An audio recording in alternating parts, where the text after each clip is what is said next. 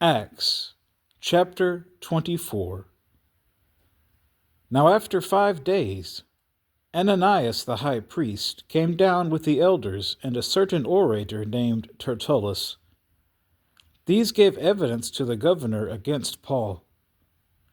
And when he was called upon, Tertullus began his accusation, saying, "Seeing that through you we enjoy great peace, and prosperity is being brought to this nation by your foresight, we accept it always, and in all places, most noble Felix, with all thankfulness.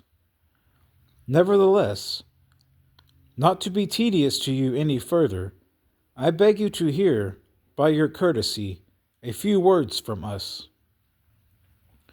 For we have found this man a plague, a creator of dissension among all the Jews throughout the world, and a ringleader of the sect of the Nazarenes. He even tried to profane the temple, and we seized him, and wanted to judge him according to our law. But the commander Lysias came by and with great violence took him out of our hands, commanding his accusers to come to you. By examining him yourself, you may ascertain all these things of which we accuse him." And the Jews also assented, maintaining that these things were so.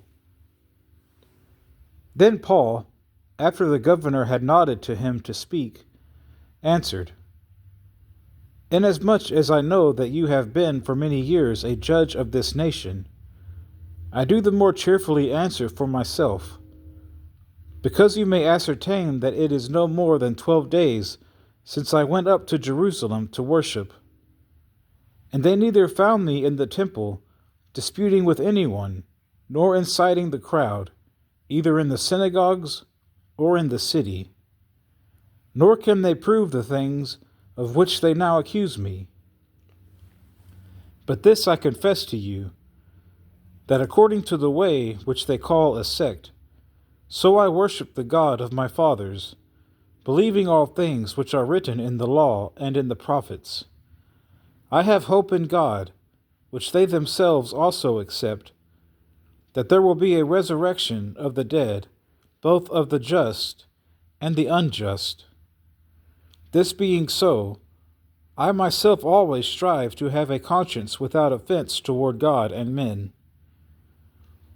Now after many years I came to bring alms and offerings to my nation, in the midst of which some Jews from Asia found me purified in the temple, neither with a mob, nor with a tumult.